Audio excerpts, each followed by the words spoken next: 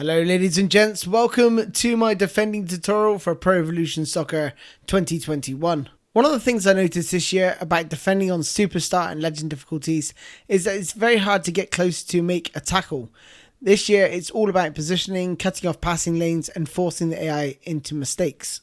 Let's take a look at this next clip and look, every time I get anywhere near them, they pass the ball and keep possession of the ball really well. Defending obviously always starts with your front line and then you go back through the lanes as they're moving forward. So it's important to close down the passing lanes to prevent your opponent playing the ball forward whilst also closing the player with the ball down at the same time. So here I'm applying frontline press, hoping to force my opponent into a mistake, which they do, and I actually eventually score from that mistake. Wherever you are defending from on the pitch, it's important to maintain good spacing between your players. Don't mindlessly close the ball down without thinking about the space in between your players. So if you maintain good positioning and space with your team in good shape, you'll force this, which is what you're seeing here. So look, they're finding it difficult to go forward because I'm maintaining that good space between each of my players. A good way to do this is to use the secondary player press by holding square on your controller for the default controls. This means that the player with the grayed out player icon will apply pressure on the player with the ball, then using the player you're controlling to cut any forward passing lanes, forcing the AI backwards and then into a mistake. So in this next clip, we're going to look at the things I've just talked about so far. So applying that frontline press, but when you are using secondary press, use it intelligently. Don't leave gaps in your defense, and you don't want two players getting too close together. So try and maintain that good spacing if you can. What you don't want is for the AI to be able to play through you. Hopefully, they're going to play it long and you're going to win the ball back. Unfortunately, I didn't hear. And they get it wide. And now let's talk about defending in these wide positions. Using Super Cancel is so important when it comes to defending. So this is your right bumper, right trigger, your special controls and your sprint held down together. And what this does, it releases the magnetism to the ball. If I was just to leave it off, I would probably run in behind and he would shield me and just run into the box. But what I'm doing here is just cutting off the angle, so I'm able to get a tackle in the first instance just by running into him, and then the second instance I'm just using my player positioning to block the ball. As I get closer, I release my sprint, and the reason for this is because it activates the jockey button. So the jockey button is your special controls button, and that is generally your right trigger if you're on default controls. So we'll see a better example of that in this next clip. So watch here how I'm using Super Cancel, and the reason I'm doing this is to ensure he can't play the cross. But the second he turns, watch how I'm holding jockey button here, so my right trigger, and then just closing the ball down. This gives me a little bit more finesse and control, and I'm just trying to get as tight as I can to him.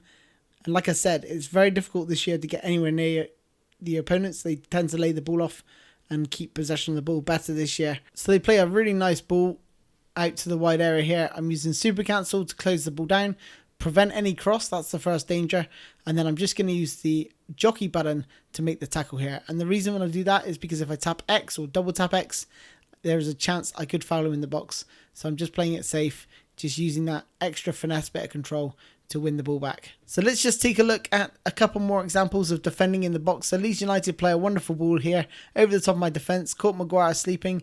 I've got Lindelof selected, but I see the player at the far post, so I'm a bit worried about him. So what I'm going to do is use the right trigger to go and use the jockey button just to give me that extra degree of control with Lindelof to cut out the passing lane whilst applying the secondary press, so holding my square button down to press him with Maguire. And as Maguire gets close, I would then switch to Maguire just by pressing the left bumper on my controller and then tapping X to win the ball back. And by pressing X, it causes him to stumble.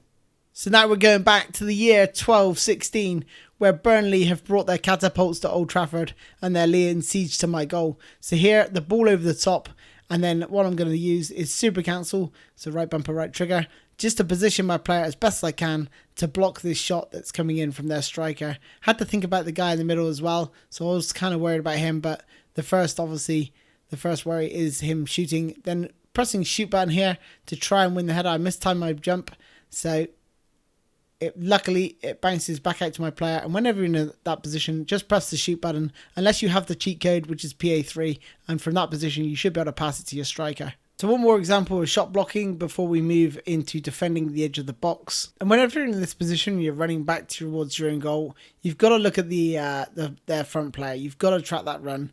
You've got to go backwards. But at the point that you reach the edge of your penalty box, you don't want to drop any deeper than that. So just make sure you come back towards the player with the ball, and then you can take it off them relatively easily, because obviously the other player is probably going to run offside. The key to defending the edge of your penalty box is effective player switching.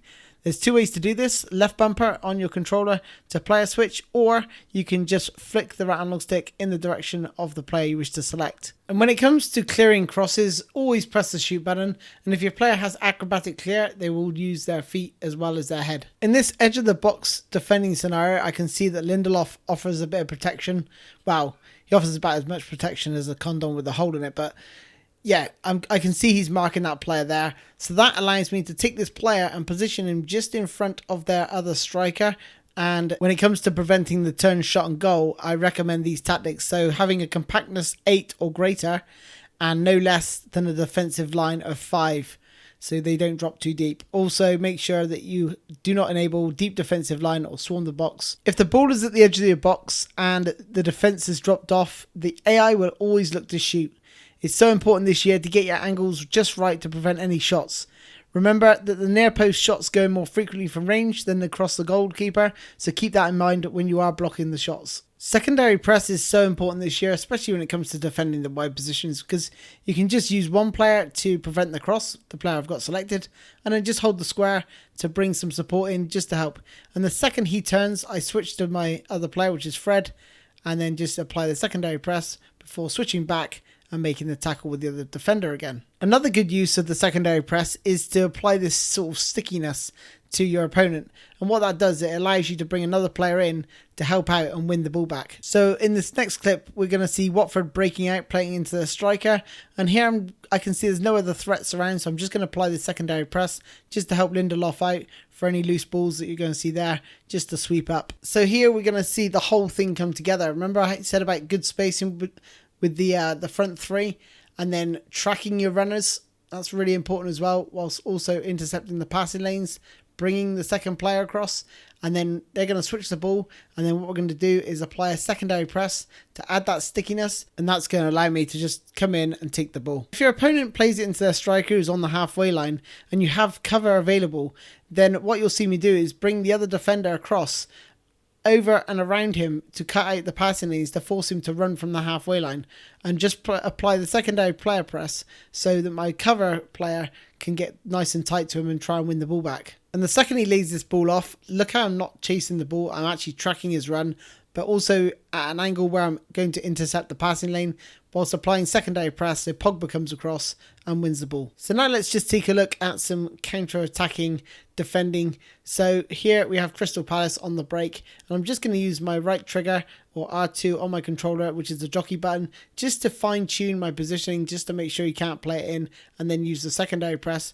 to help out and win the ball back. If you're in this scenario of a counter-attack where you're facing a 2-on-2, then the first option obviously is to stop the through ball to the other striker, and if that happens, then you just need to position your player to block the shot. So in this next counter-attacking clip, what we're going to see is just me pull up with Eric Bailly, and what that does is it allows Harry Maguire to get back in position, and what I'm going to do is hand off the striker to him, and also keep in mind that I'm intercepting the passing lane and applying secondary press to get that stickiness and win the ball. If you have a numerical advantage, your opponent will think twice about playing the ball forward.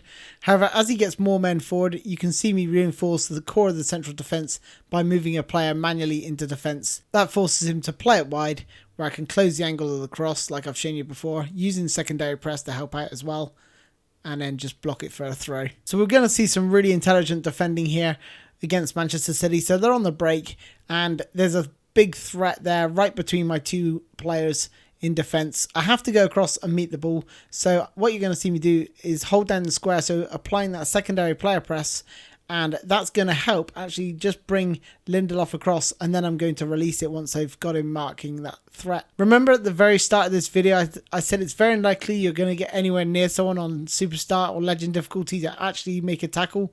If you do manage to get close, approach from the correct angle using Super Cancel.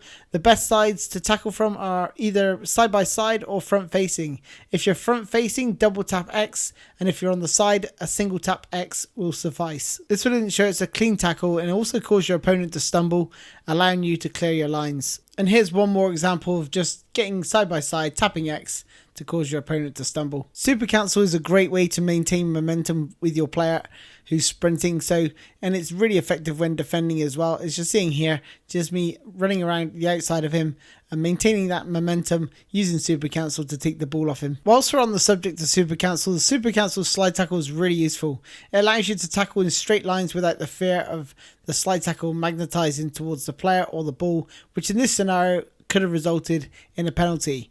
Here we're just looking to block the cross and hold him up, but as he cuts inside, it allows us to win the ball. Okay, so let's just have a recap of what we've learnt in this tutorial. So we've learned how to effectively cut out passing lanes, and we've learned why it's so important this year.